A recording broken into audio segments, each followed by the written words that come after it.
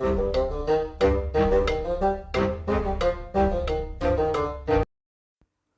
and welcome to the Critically Clueless. Today we are in Age of Wonders 4 and we're here with yet another faction build.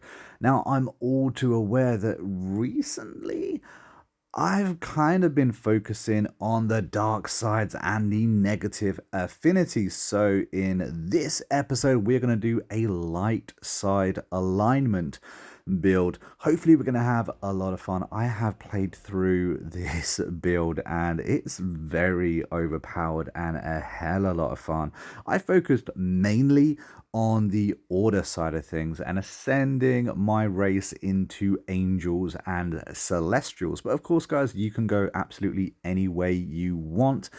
And I really want to emphasize that this is a beginner's guide video and this game, Age of Wonders 4, is meant to be played however you feel fit. So feel free in role playing when it comes to this game and, play what you want. I'm trying not to show you too many mid-maxed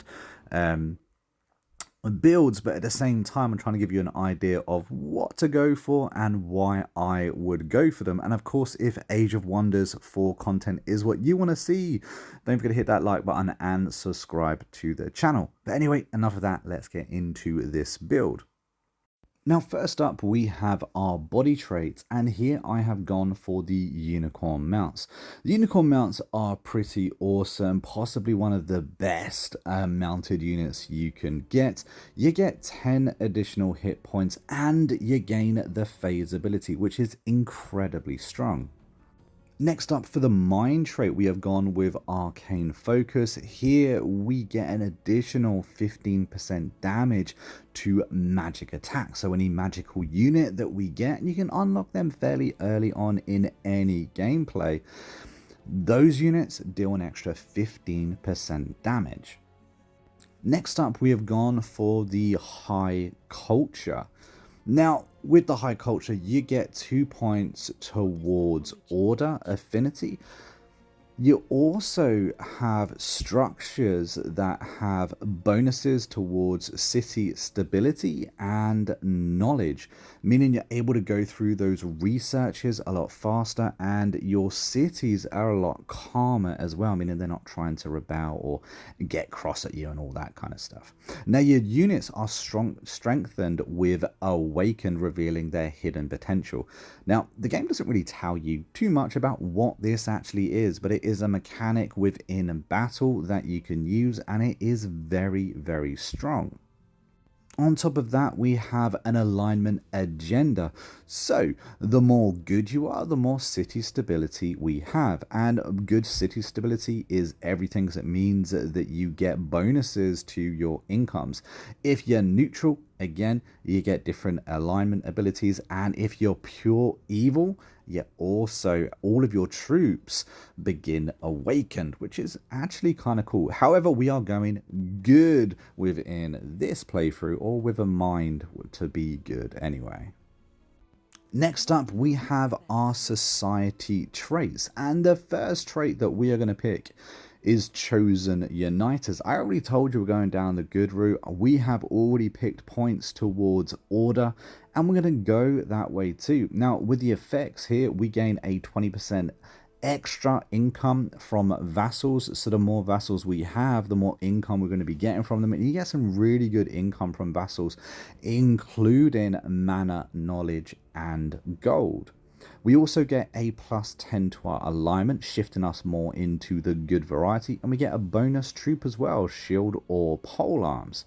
Now our starting bonus is that we start with an extra shield unit or polearm unit, and we have more of a diplomatic focus. And the next trait that we are picking up is Great Builders. Again, I cannot stress how good this one is. Our quarries yield 2 gold. Gold is useful for absolutely everything. Special province improvements cost minus 50% production. Our starting city starts with a workshop, which does take an age to build without this.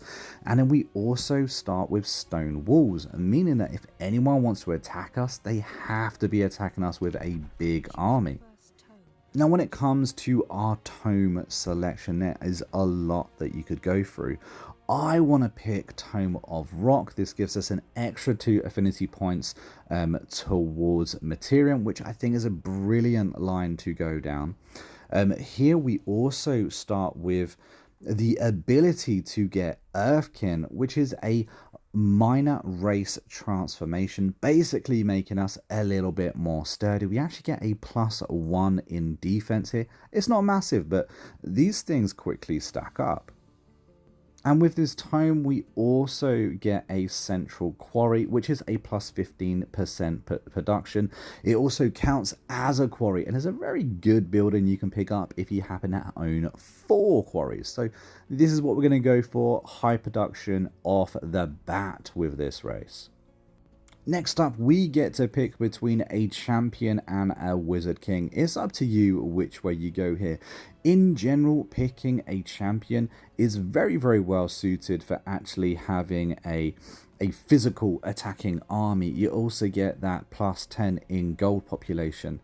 I want to go down the Wizard King route with this, however. We do get the +10% in mana, which is going to be very, very useful. There's a lot of mana spells out there that we can use, especially when it comes to race transformation, which I'm hoping to do quite a lot of this. Like I said, I want to evolve us into Celestials, and you need a lot of mana, you need a lot of knowledge to actually get up there and do that. And one of the best things about picking a Wizard King is that when it comes to creating your ruler, you don't have to stick to the same appearance of your actual race. I kind of like that, so one of the reasons why I like picking it. So after we've done that, we just need to take a little bit of time to create the most perfect race within order, of course. I believe I'm going to call this the Inquisition. It works really well. I think it's very suiting, and hell, I just like it. So let's create our perfect Inquisitor. 12 seconds later. And just like that, guys, we have made our Godric shield bearer of the Inquisition.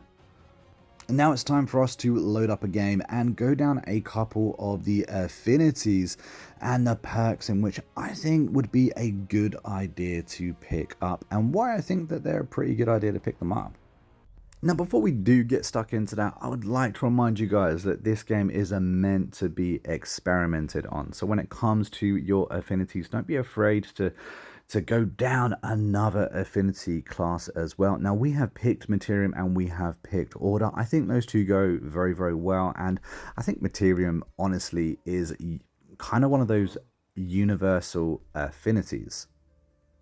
It focuses on getting us a lot of gold, and that's kind of fitting because in an army, you're going to need an awful lot of gold. And that is why Warsmithing is a great perk to pick up. For only 150 Imperium, you're going to unlock it in 25 more turns anyway, so you never even need to invest more affinity into it. But basically, your mines get more draft. The more draft you have, the more troops you're going to be able to make quicker. Then you've got Specialist Districts, and Special Province improvements gain 5+ gold. It's a nice way to earn a little boost. That being said, Master Masons is also very good because city structures cost 20% less gold to actually build. And then you've got Right of Wealth, which is massive because you instantly gain 2,000 gold. And that only costs you 250 Imperium. Bear in mind, guys, that this is a one-time purchase. Right of the Dreadnought is another decent one to pick up. It is rather expensive, but this is another one that gives us an extra +1 on defense. And if you remember, we've actually been picking up this +1 here and there anyway. Now, over in the Order affinity, I think works really well for the Inquisition because it's all about taking those vassals, and a perfect one is pacification because destroying infestations grant you extra relation with them. Then you've got diplomatic channels, which gets you an extra whispering stone, meaning that you can talk and earn relations with more vassals at the same time, or more city-states at the same time. Career Soldiers is another very good one because your troops will earn 20% extra experience. And you kind of want your troops to get down that route, because at the end of this tree, you've got a nice little bonus perk there as well. This next perk enables you to get more troops more often from your vassals and throughout your kingdom. And then if we go up the perk line, we have house levies. Recruiting units during Rally of the Lieges costs 50% less, which is massive because it keeps popping up. And honestly, I'm usually out of cash. I can't afford to recruit these troops. But with this, it means that I would actually be able to recruit a ton more troops for almost nothing.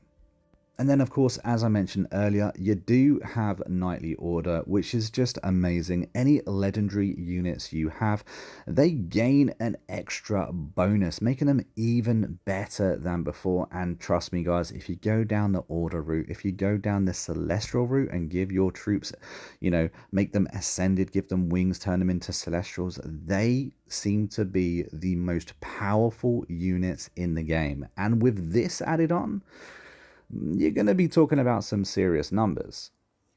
But there you have it, guys. That is my Inquisition build.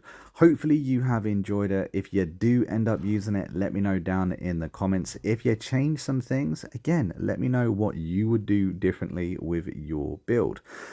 And if you've enjoyed this content, hit that like button, subscribe to the channel, and don't forget we do actually have an active and growing Discord. The link for it is down in the description, and we welcome more Age of Wonders 4 players to the server. But until next time, I've been a monk, we've been a Critically Clueless, and I will see you in the next video real soon. Until then, take it easy and happy gaming.